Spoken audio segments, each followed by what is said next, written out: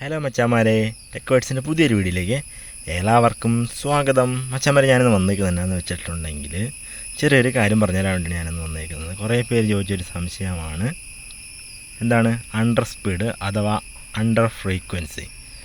ഈ under speed under frequency ഏകദേശം same ആണ് എന്ന് വെച്ചിട്ടുണ്ടെങ്കിൽ നമ്മുടെ ഈ ഡിസ്പ്ലേയിൽ കാണിക്കുന്ന അലാറം ഏകദേശം സെയിം ആയിരിക്കും. അണ്ടർ ഫ്രീക്വൻസി അണ്ടർ സ്പീഡൊക്കെ സെയിം ആയിരിക്കും.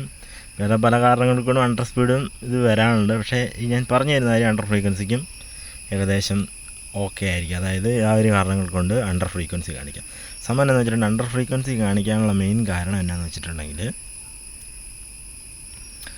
അതായത് നമ്മുടെ എൻജിൻ എയർ എടുത്ത് എന്തെങ്കിലും ഓഫായിട്ടുണ്ടെങ്കിൽ, അതായത് എൻജിൻ ഡൗൺ ആയിപ്പോയി, അതായത് എൻജിൻ നമ്മൾ റൺ ചെയ്തുകൊണ്ടിരിക്കുന്ന സമയത്ത് എൻജിൻ അങ്ങ് ഓഫായിപ്പോയെന്ന് വിചാരിച്ചു. അതായത് ഡീസൽ കിട്ടാതെ എൻജിൻ്റെ ഫ്രീക്വൻസി, എൻജിൻ്റെ RPM, എൻജിൻ്റെ സ്പീഡ് കുറഞ്ഞ് എൻജിൻ ഓഫ് ആവുകയാണെങ്കിൽ അണ്ടർ സ്പീഡ് കാണിക്കും.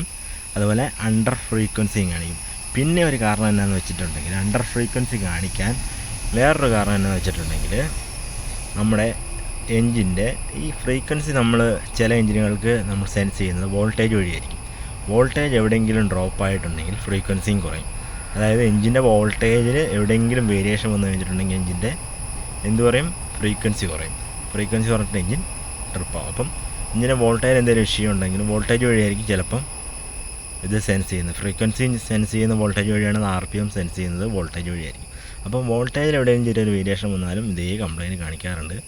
പക്ഷേ വോൾട്ടേജ് എന്തെങ്കിലും വേരിയേഷൻ വന്നു കഴിഞ്ഞിട്ടുണ്ടെങ്കിൽ ഓൾട്ടർനേറ്റീവ് വോൾട്ടേജ് ലോസ്റ്റ്, അല്ലെങ്കിൽ AGF ലോ വോൾട്ടേജ് BB, അങ്ങനത്തെ അലാറമൊക്കെയാണ് കൂടുതലും കാണിക്കുക. അണ്ടർ ഫ്രീക്വൻസി വളരെ കുറവായിട്ടാണ് കാണിക്കുക. ഫ്രീക്വൻസി കുറയാനുള്ള കാരണം ഇത് തന്നെയായിരിക്കും. ഒന്നെങ്കിൽ എഞ്ചിൻ്റെ സ്പീഡ് കുറയണം. വേറെ പല കാരണം കൊണ്ട് എഞ്ചിൻ്റെ സ്പീഡ് കുറയാം. എഞ്ചിന് എയർ കയറിയിട്ടുണ്ടെങ്കിൽ എഞ്ചിൻ്റെ സ്പീഡ് കുറഞ്ഞ് എഞ്ചിൻ ഓഫ് ആകാം. അത് ലോഡ് എടുക്കുമ്പം എഞ്ചിന് വേറെ എന്തെങ്കിലും കാരണമുണ്ടെങ്കിൽ അതുകൊണ്ട് എഞ്ചിൻ ഓഫ് ആകാം. പല കാരണമുണ്ട്. പമ്പിൻ്റെ സൈഡിൽ, ഫ്യൂവൽ പമ്പിൻ്റെ, അതായത് FIPയുടെ സൈഡിൽ എന്തെങ്കിലും ഒരു ഇഷ്യൂ ഉണ്ടെങ്കിൽ ഇതുപോലെ ഫ്രീക്വൻസി കുറഞ്ഞു പോകാനുള്ള സാധ്യതയുണ്ട്. ഇഞ്ചക്ടർ ബ്ലോക്ക് ആണെങ്കിൽ കുറഞ്ഞു പോകും.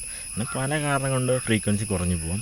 അപ്പം ഈ അലാറം മെയിനായിട്ട് ഫ്രീക്വൻസീൻ്റെ ഇത് കാണിക്കുന്നത് നമ്മുടെ എഞ്ചിൻ്റെ സ്പീഡ് കുറഞ്ഞു പോകുന്ന കാരണമാണ്. എഞ്ചിൻ്റെ സ്പീഡ് കുറയുമ്പോഴാണ് എഞ്ചിൻ്റെ ഫ്രീക്വൻസി കുറയുള്ളൂ.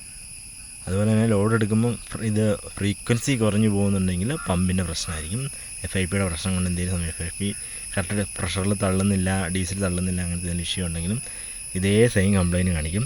അപ്പോൾ ഞാൻ ഈ അണ്ടർ സ്പീഡ് അണ്ടർ ഫ്രീക്വൻസി ഈ ഒരു കംപ്ലയിൻറ്റ് പലരും എന്നോട് ചോദിച്ചിട്ടുണ്ട്. അപ്പം എന്തുകൊണ്ടായിരിക്കും ഇങ്ങനെ അണ്ടർ ഫ്രീക്വൻസി വരുന്നത്? അതായത് നമ്മൾ ഇതിനകത്ത് സെറ്റ് ചെയ്തേക്കുന്ന 45 ഒക്കെ ആയിരിക്കും അണ്ടർ ഫ്രീക്വൻസി വന്നിട്ട് സെറ്റ് ചെയ്യുക. അതിലും താഴെ പോയാലാണ് എഞ്ചിൻ ട്രിപ്പിംഗ് മോഡിലോട്ട് നമ്മുടെ കൺട്രോളർ കാണിക്കുകയുള്ളൂ. 45 താഴെ പോയാൽ മാത്രമേ എഞ്ചിൻ ട്രിപ്പ് ആവുള്ളൂ. ഒരു 46 അല്ലെങ്കിൽ 46.5 ഒക്കെ നമ്മൾ വാണിംഗ് ഇട്ടേക്കുന്നത്. അപ്പോൾ അതിലും താഴെ പോയിട്ടുണ്ടെങ്കിൽ എഞ്ചിൻ ട്രിപ്പാണ്. അപ്പോൾ മെയിനായിട്ട് നമ്മൾ ഫ്രീക്വൻസി പറയുന്നത് ആദ്യം എഞ്ചിൻ്റെ സ്പീഡിന് എന്തെങ്കിലും കുഴപ്പമുണ്ടോ എന്ന് ചെക്ക് ചെയ്യുക. പിന്നെ നമ്മൾ ബാക്കിയുള്ള കാര്യങ്ങളിലോട്ട് നോക്കിയാൽ വോൾട്ടേജ് ഇഷ്യൂ ഉണ്ടോ, അല്ലെങ്കിൽ പമ്പിൻ്റെ സൈഡിൽ എന്തെങ്കിലും പ്രശ്നമുണ്ടോ, അങ്ങനെയൊക്കെ നോക്കിയാൽ മതി. അപ്പോൾ മച്ചാന്മാരെ, വീഡിയോ നിങ്ങൾക്ക് ഇഷ്ടപ്പെട്ടെന്ന് വിചാരിക്കുന്നു. വീഡിയോ നിങ്ങൾക്ക് കൂടുതൽ ഉപകാരപ്രദമായെന്ന് വിചാരിക്കുന്നു. വീഡിയോ ഇഷ്ടപ്പെട്ട് കഴിഞ്ഞിട്ടുണ്ടെങ്കിൽ ലൈക്ക് ചെയ്യാൻ മറക്കല്ലേ. അപ്പം പുതിയ വീഡിയോ ആയിട്ട് വീണ്ടും കാണാം. അതുവരേക്കും ബൈ. പിന്നെ വേറൊരു കാര്യം, നമ്മുടെ ചാനൽ ആദ്യമായിട്ട് കാണുന്ന ആരെങ്കിലും ഉണ്ടെങ്കിൽ ഒന്ന് സബ്സ്ക്രൈബ് ചെയ്ത് വെച്ചേക്കാൻ മറക്കല്ലേ കേട്ടോ. അങ്ങനെയാണ് നമ്മൾ പുതിയ ഇടുന്ന വീഡിയോസ് നിങ്ങൾക്ക് വേഗം നിങ്ങളുടെ കയ്യിലോട്ട് കിട്ടത്തുള്ളൂ. അപ്പം അടുത്തൊരു വീഡിയോ ആയിട്ട് കാണാം. അതുവരേക്കും ബൈ.